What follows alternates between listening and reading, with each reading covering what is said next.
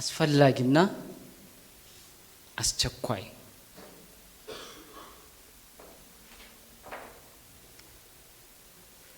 እያንዳንዱ ሰው በህይወቱ አስፈላጊና አስቸኳይ የሚባል ነገር አለው። አንዳንድ ጊዜ ደግሞ አስፈላጊ የማያስቸኩል ጉዳይ አለ። በሌላ ጊዜ ደግሞ የማያስፈልግ የሚያስቸኩል፣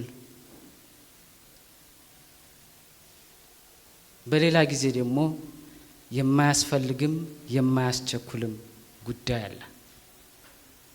እንግዲህ የሰው ልጅ በእነዚህ አራት ነገሮች ህይወቱ የተጠመደ ነው።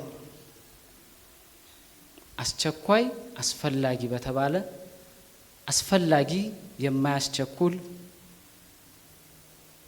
የማያስቸኩል የማያስፈልግ፣ የማያስፈልግ የሚያስቸኩል። ሰው ከነዚህ ውጭ ተሳስቶ አያውቅም።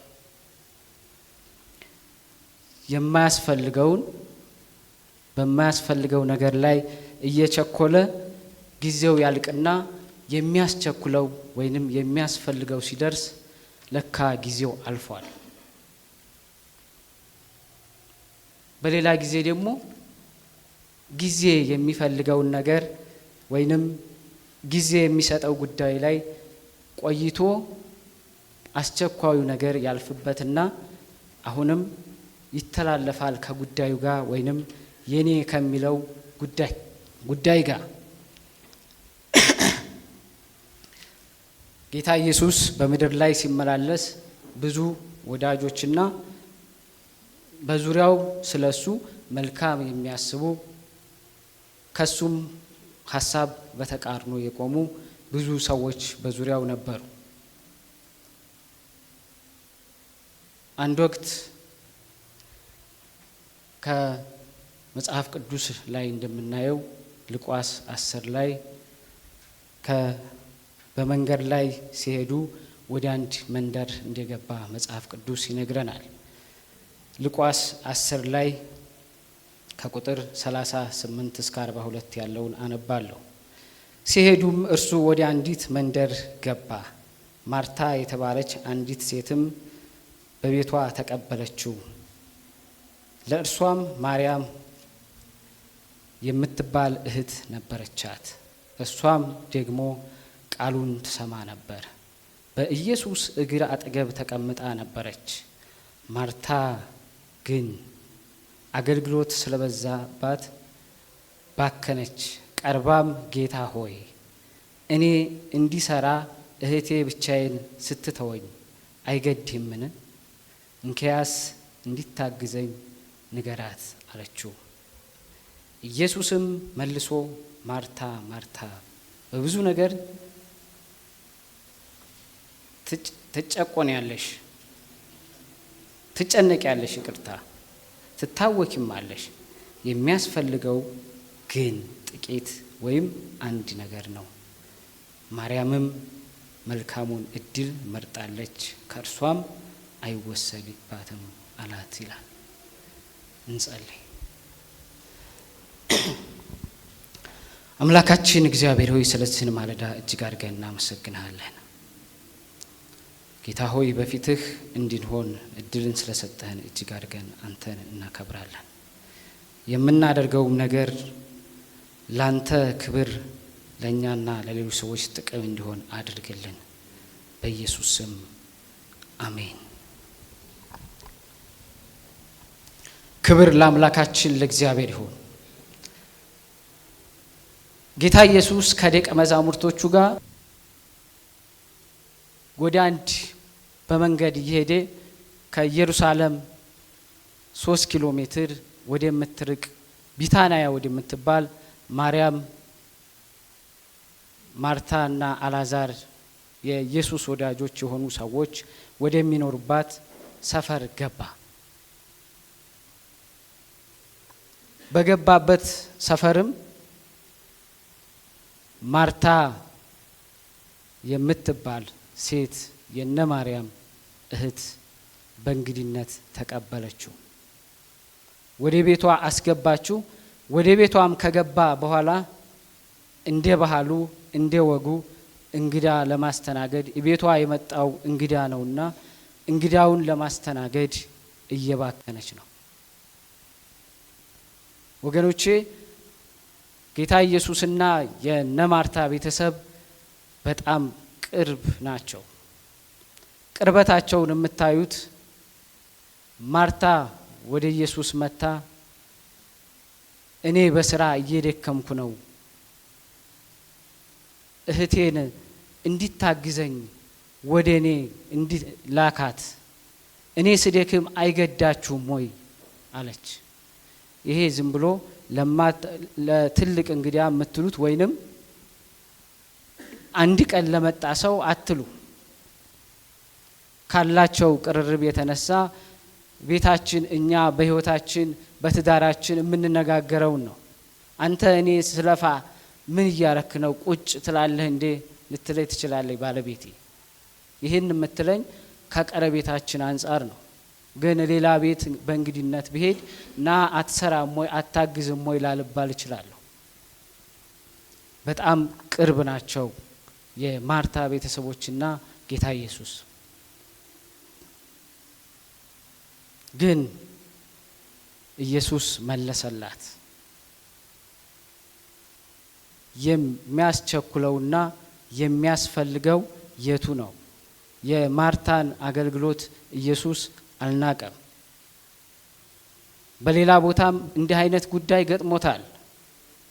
ደቀ መዛሙርቱ በዚሁ ሰፈር በቢታንያ በዚህ ቤት ማርታ በምታገለግልበት ቤት እራት ጋብዘውታል።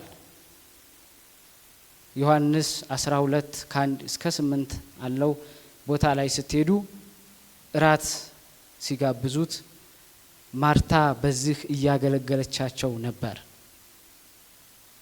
በዚህም ቤት ማርያም አሁንም ሌላ ስራ ነው፣ ማርታን አታግዝም። ውድ የሆነና የከበረ የአልባስጥሮስ ሽቶ እግሩን እየቀባች በጸጉሯ ታብስ ነበረ። እዛም ጋር ደቀ መዛሙርቶቹ ለምንድን ነው ማርታ ማርያም ሁለቱም ቦታ በአገልግሎቷ ተቃውሞ ገጥሟታል። ግን እዚህ ቦታ ጌታ ኢየሱስ የሚያስቸኩለውና የሚያስፈልገው ማርያም ይዘዋለች። አሁን የሚመግበኝ ሳይሆን የምመግበው ሰው ነው የምፈልገው። ይህን ደግሞ ማርያም እያደረገችው ነው።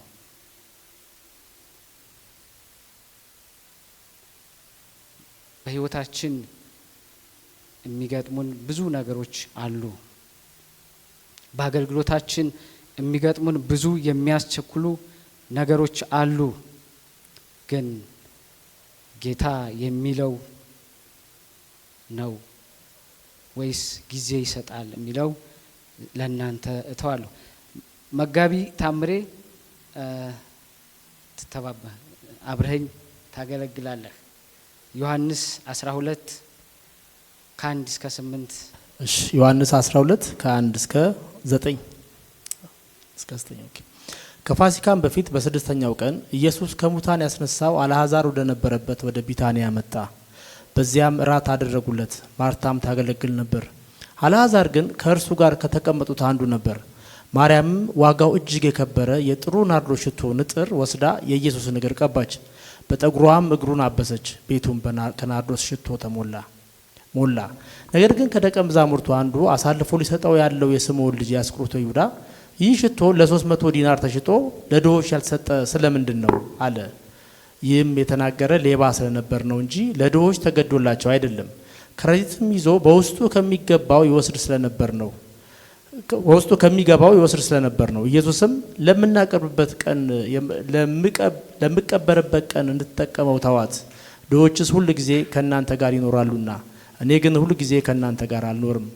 ከአይሁድም ብዙ ሕዝብ በዚያ እንደነበር አውቀው መጡ። ከሙታን ያስነሳውን አልዓዛርን ደግሞ እንዲያዩ ነበር እንጂ ስለ ኢየሱስ ብቻ አይደለም። ይባረክ። ከዚህኛው ክፍል እንድትይዙልኝ የምፈልገው ድሆች ከእናንተ ጋር ሁልጊዜ ይኖራሉ። እሱን ነው የፈለኩት። ኢየሱስ ሁለቱም ቦታ የማርያም አገልግሎት ቅድሚያ እንደሚሰጠው የማርያም አገልግሎት ማርያም እያደረገችው ያለው አገልግሎት አስቸኳይ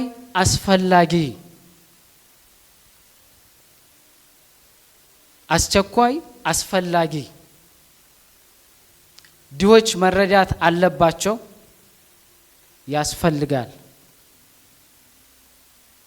ጌታ ኢየሱስ ድሆች ይውደቁ አላለም። ደቀ መዛሙርቱ ብዙ ድሆች ሽቶ ከዋጋው የተነሳ 300 ዲናር የሚያወጣ ነው። ይሄ ብዙ ድሆችን ይሸፍንልን ነበር።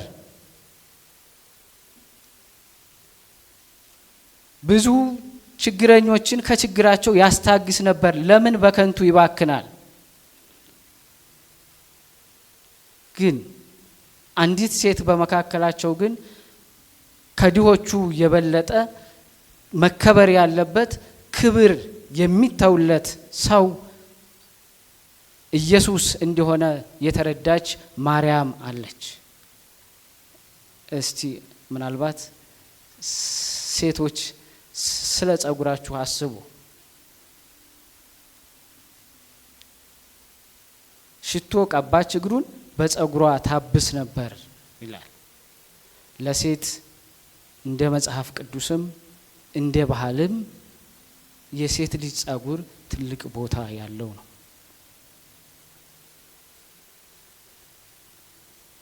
ማንነቷን አዋርዳ የከበረውን ውድ የሆነውን ነገር ለኢየሱስ ሰጠች።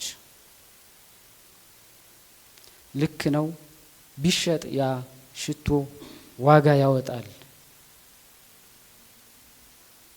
ልክ ነው፣ እንግዳ ቤታችን መጥቷል፣ ማስተናገድ ያስፈልጋል። አንድ በቅርብ የማውቃቸው ሰው ገበሬ ናቸውና በሬያቸውን ለሌላ ለጎረቤታቸው ሰጥተው ያኔ የእሳቸው መሬት አልተጠመደበትም እሳቸው እና ግን ልጃቸው በጎን አንዱን ቤት የቀረውን በሬና ላሚቷን ጠምዶ ሲያርሷል። የእሳቸውን እርሻ ማለት ነው። ማታ ያው እንደ ማንኛውም ጨርሶ መጣና ቀኑ መሸ፣ ተፈታ። ማታ ላይ ላሚቷ አልታለብም አለች። መታረሷ ከፍቷት አይደለም፣ ጡቷን ስለተገረፈች ነው።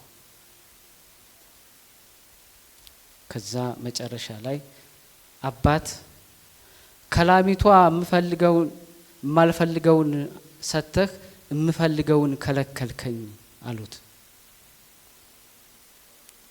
እርሻው ነገ በሬው ሲመለስ ይታረሳል፣ ወተቱ ግን ዛሬ ማታ ይፈለጋል እንጂ እርሻው መታረሱ ለሰውየው ክፋት አልነበረው። ልዩነቱ በበሬው ነገ የሚደረገውን በላሚቷ ዛሬ አድርጎ ወተት ከለከልከኝ አሉ። በአንዳንድ ሰው ሕይወት እንዲህ አይነት ነገር ይገጥማል። ማርታም ለጌታ ቅን የሆነች ሴት ናት፣ ለፊ ናት። ግን ጌታ በዛ ቤት በዛን ሰዓት ከመንገድ የገባው መልእክት ሊያስተላልፍ ነው፣ ሊመግብ ነው ወደዛ ቤት የገባው። ማርታ ማርታ በብዙ ነገር ትጨነቂያለሽ፣ ትደክሚያለሽ። ነገር ግን በዚህ ሰዓት የሚያስፈልገው አንድ ነገር ነው። አንድ በብዙ ነገር የሚጨነቅ በብዙ ነገር በስራ የሚደክም በብዙ ዋጋ የምትከፍለው ማርታ አለች። አንድ ነገር እያደረገች በኢየሱስ እግር ስር ቁጭ አለች። አንድ ሴት አለች፣ እሷም ማርያም። ይህ ደግሞ ምን አይልም አይወሰድባትም። መልካሙን ነገር መርጣለች። በህይወታችን ለእግዚአብሔር ጠበቃ እንሆናለን፣ እንቀናለን። ለእግዚአብሔር መልካም ነው። ግን እግዚአብሔር አብሮ አለ ወይ ማለቱ መልካም ነገር ነው። የእግዚአብሔርን ጊዜ መጠበቁ እግዚአብሔር ፍሪዳ ብንጥልለት አይሆንም። እግዚአብሔር ሲፈልግ ነው በጊዜው የፈለገውን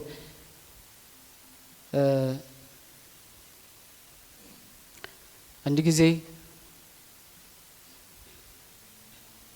ንጉሱን እግዚአብሔር ምን አለ? አጥፋ ብሎ ላከው።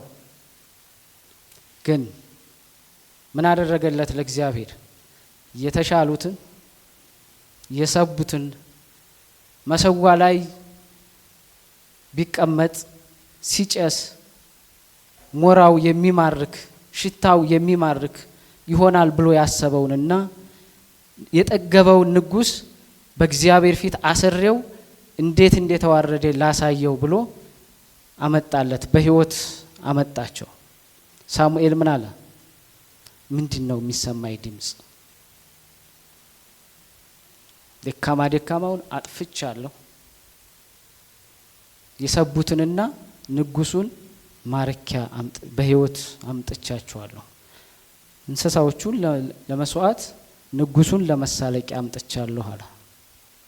እግዚአብሔር ግን ምን አደረገው? ንግስና ለዘላለም ተቀዷል። እንዲህ ነው የሚለው። ለእግዚአብሔር ብንቀና ያለ ፈቃዱ አይሆንም።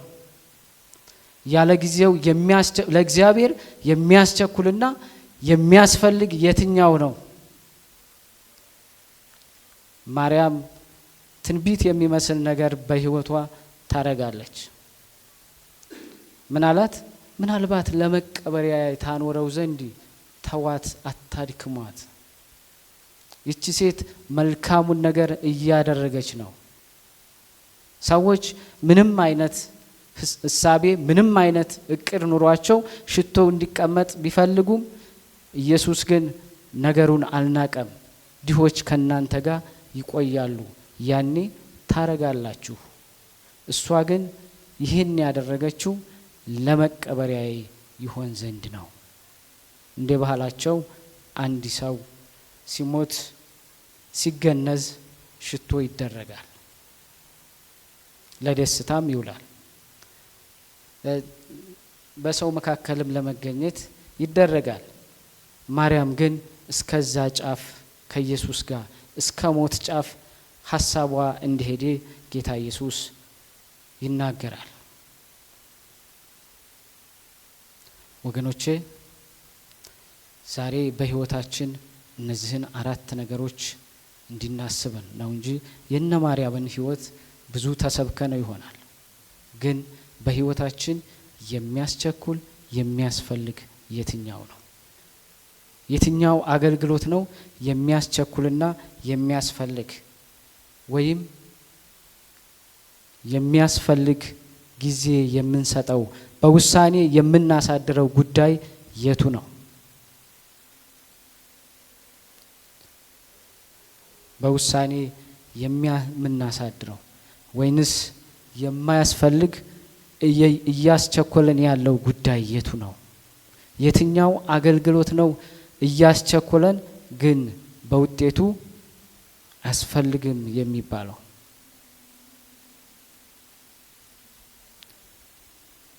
ግን በህይወታችን ዘመን ተሻጋሪ ስለዚህ ሴት ወንጌል በተሰበከ ቁጥር ሲወራ ይኖራል አለ። አሁንም ይኸው እያወራ ነው። እስከ ዓለም ፍጻሜ ገና ይወራል። የትኛው አገልግሎታችን ነው እያስቸኮለን ያለው? የትኛው ህይወታችን ነው እያስቸኮለን ያለው? ጌታ ኢየሱስ በጎቼ ድምጼን ይሰማሉ እነርሱም ይከተሉኛል። ማርያም እሱን ነው ያረገችው። ከመስማት ነው አገልግሎቷን የጀመረችው። ቁጭ ብላ ሰማች፣ ወዴት እንደምትሄድ ክብር ለማን እንደምትሰጥ አሁን እንደምንለው በእኛ ቋንቋ ፊልዷን አግኝታለች። የትም ቦታ ብትሄድ እሷ ከኢየሱስ ጋር ናት። የትም ጫፍ ድረስ ብትሄድ ከጌታ ጋር ናት። በጌታ ቤት ስንኖር ፊልዳችንን አግኝተን ይሆን ወይንስ? የሚገርማችሁ በዛ እራት ብዙ የሚመለከታቸው ሰዎች አሉ። የአልዓዛርን መነሳት እውነት ነው ወይ ብለው ሊያዳምቁ ነገም ለመተቸት ምናልባትም እድሉን አግኝተው ጌታን ለመከተል በብዙ ፍላጎት ያላቸው መጽሐፍ ቅዱስ እንደሚለውም እንደ ይሁዳም ብሩ ቢቀመጥ ወደሱ የሚገባውን በማይገባው መንገድ ለመውሰድ የተሰበሰቡ ብዙ ሰዎች አሉ። ግን እዛ ቤት ክብሯን ጥላ ቁጭ ያለች ሴት ማርያም መከበር ያለበትን ስታከብር የነበረች ሴት ማርያም ነበረች።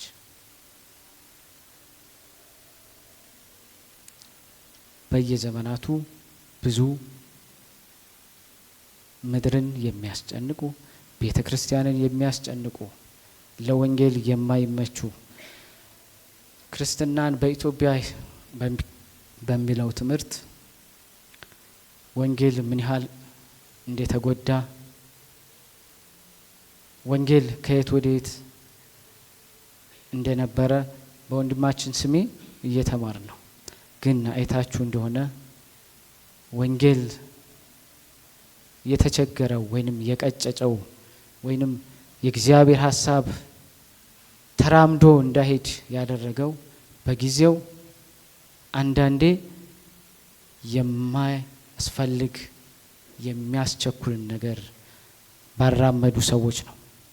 አንዳንዱ ደግሞ በሚያስፈልግ ጉዳይ ግን ጊዜ በሚጠይቅ ጊዜው ሳይደርስ ያመጡትና እንዳለው ይጨናገፋል።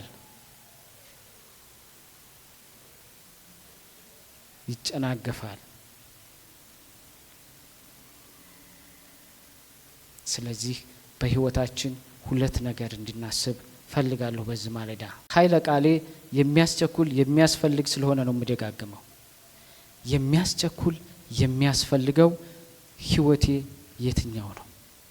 ህይወታችን እንግዲህ በስራችን ሊሆን ይችላል፣ በአገልግሎታችን፣ በትዳራችን፣ በሌላም ነገር እንደ ወጣትም ነገ ለምናስበው ነገር የሚያስፈልገው የሚያስቸኩለው የቱ ነው? ውሳኔስ የሚጠይቀው የሚያስፈልገው ግን የማያስቸኩለው ህይወቴ የቱ ነው ብለን ልንጠይቅ ይገባል። ዓለም ከዚህ ውጭ አልፎረሸችም ወይንም ከዚህ ማዕቀፍ አልወጣችም። የሰው ልጆች ከዚህ ውጭ አይደሉም። በእነዚህ አራት ነገሮች ሆነው ነው ውድቀታቸውም ስኬታቸውም የተመሰረተው። ወደፊት የሄዱ ሰዎች በሚያስፈልግና በሚያስቸኩል ጉዳይ ላይ ተጠምደዋል። አንዳንዶች በማያስቸኩል በሚያስፈልግ ጉዳይ ላይ ተጠምደዋል። አንዳንዶች በማያስቸኩልም በማያስፈልግም ጉዳይ ላይ ተጠምደዋል። በድምር ውጤት ግን ሰው በእድሜው መቋጫ ወይንም በእድሜው መጨረሻ ራሱን ሲገመግም ብቻ ነው የሚያየው። ዛሬ አገልግሎታችን እንደ እግዚአብሔር ቃል ከመስማት እንዲጀምር የእግዚአብሔር ቃል ይለናል። በእግዚአብሔር ፊት እረፍት ያስፈልጋል። በብዙ ነገር ከመባከናችን በፊት ያስፈልጋል መባከናችን፣ ግን ቅጥ ሊኖረው ይገባል። እንደሚባለው ደርዝ የሌለው ነገር የትም አያደርስምና በእግዚአብሔር ፊት ከመስማት በጎቼ ድምፄን ይሰማሉ እነርሱም ይከተሉኛል። ክብር ለአምላካችን ለእግዚአብሔር ይሁን። እንጸልይ።